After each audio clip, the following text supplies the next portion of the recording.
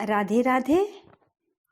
प्यारे भाइयों, बहनों, माताओं और बंधुओं, आज हमारी वीडियो का विषय रहेगा वैशाख मास की अमावस्या की कथा, व्रत एवं पूजन विधि। बंधुओं, अमावस्या की कथा सुनने मात्र से जीवन के सभी दुखों का अंत हो जाता है और तिजोरी धन से भर जाती है। बंधुओं, यदि आपने हमारे चैनल को अब तक सब्सक्राइब नहीं किया तो जरूर करें और बेल आइकन दबाना ना भूलें ताकि आपको हमारी आने वाली सभी वीडियोस की जानकारी सबसे पहले हो सके। बंधुओं, कथा को जब भी सुने पूरी सुने ताकि भगवान की कृपा भी आप पर पूरी हो और सुनने के बाद कमेंट बॉक्स में राधे राधे जरूर लिखें। बंधुओं, वैशाख मास में अमावस्या के दिन सूर्योदय से पहले उठकर स्नान करें, फिर भगवान श्री हरि की विधिवत पूजा करें, फिर वैशाख मास की कथा और अमावस्या की कथा जरूर सुनें। अमावस्या के दिन विष्णु पुराण की कथा भी जरूर सुनें और भगवान श्री हरि, भगवान भोलेनाथ का अधिक से अधिक सुमिरन करें। ऐसा करने से आपके पुण्य कर्म संचित होंगे, आपके पितर भी आपको शुभ आशीष देंगे। बोलो विष्णु भगवान की जय, शिव शंकर भोलेनाथ की जय, लक्ष्मी माता की जय, अन्नपूर्णा माता की जय। अमावस्या की कथा। एक बार एक नगरी में एक राजा राज्य करता था। उसकी प्रजा एवं परिवार सभी खूब आनंद से जीवन बिता रहे थे। राजा की रानी बहुत ही धार्मिक विचारों की थी और वह प्रजा से भी बहुत प्रेम करने वाली थी। दोस्तों, राजा के महल के सामने एक साहूकार की हवेली थी। राजा की रानी और सेठ की पत्नी में बहुत गहरी मित्रता थी। रानी सारी प्रजा से बहुत प्रेम करती थी। एक दिन साहूकार की हवेली से साहूकार की पत्नी के रोने की आवाज आने लगी। साहूकार की पत्नी बहुत जोर से विलाप कर रही थी। रोने की आवाज जब रानी ने सुनी तो उसने अपने पति से पूछा कि ये रोने की आवाजें कहाँ से आ रही हैं और जो भी है वो क्यों रो रहा है। तब राजा ने कहा, सेठ का पुत्र मर गया है। तो सेठ की पत्नी अर्थात लड़के की माँ बहुत दुखी है और वह जोर जोर से विलाप कर रही है। तब रानी ने कहा कि दुख क्या होता है। उसने राजा से कहा, महाराज वह क्यों रो रही है। राजा को समझ नहीं आ रहा था कि रानी को किस प्रकार समझाऊं कि दुख क्या होता है।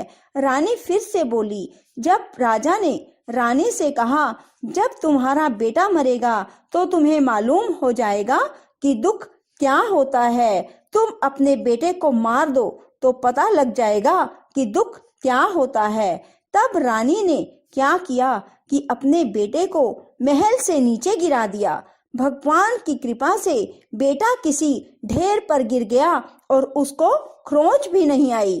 तब रानी अपने कुंवर को देखने नीचे आ रही थी कि उसने देखा कि उसका बेटा सामने से आ रहा है। यह देख राजा भी दंग रह गया कि इतने ऊपर से गिरने के बाद भी उसके बेटे को खरोंच तक नहीं आई। रानी ने फिर राजा से पूछा, महाराज दुख क्या होता है, बताइए ना, दुख क्या होता है। तब राजा ने कहा कि पड़ोसी राजा के सैनिक युद्ध कर रहे हैं और मैं भी युद्ध में अकेला ही लड़ाई लड़ने के लिए जाऊंगा और जब मेरे मरने का समाचार सुनोगी तब तुम्हें दुख का एहसास हो जाएगा।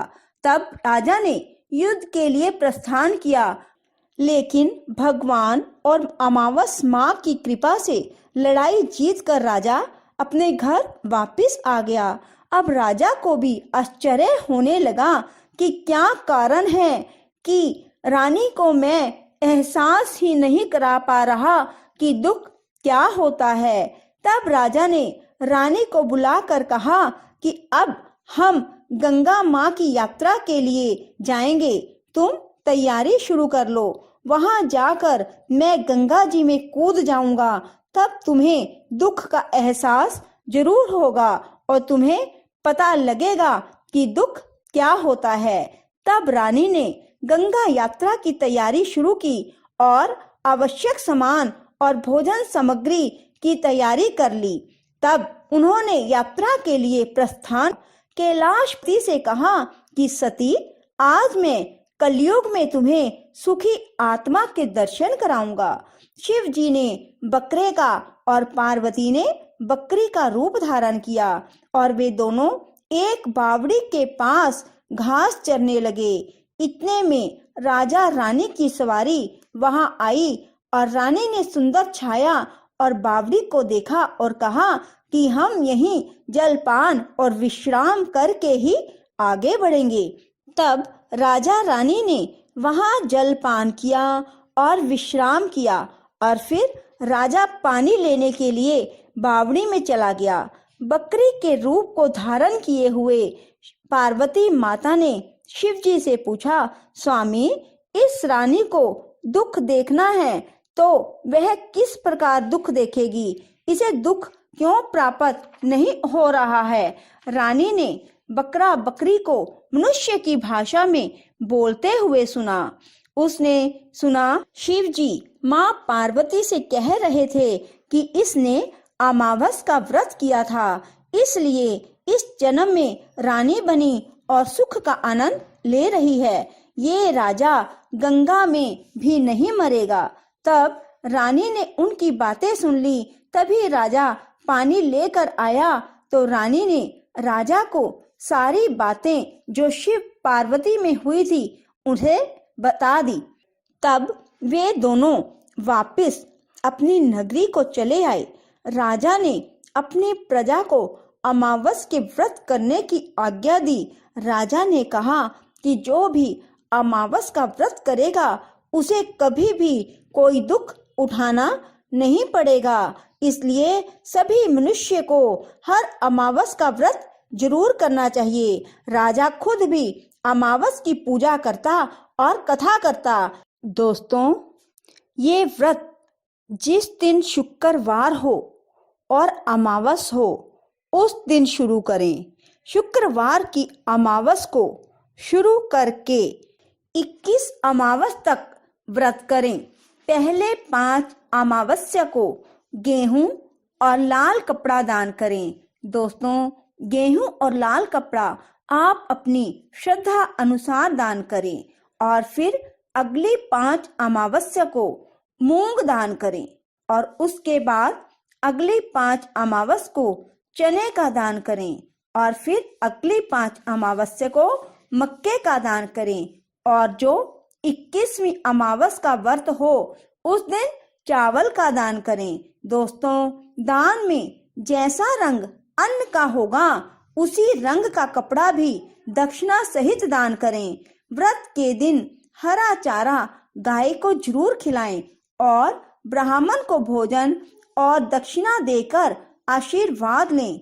दोस्तों, जो मनुष्य श्रद्धा पूर्वक अमावस का व्रत करेगा, अमावस माता की कहानी सुनेगा, उसे अमावस माता और भगवान शिव की कृपा से सदा के लिए सुख की प्राप्ति होगी। राधे राधे, जय श्री कृष्णा। दोस्तों, यदि आपको हमारी वीडियो पसंद आए तो इसे लाइक करें और शेयर भी जरूर करें। धन्यवाद।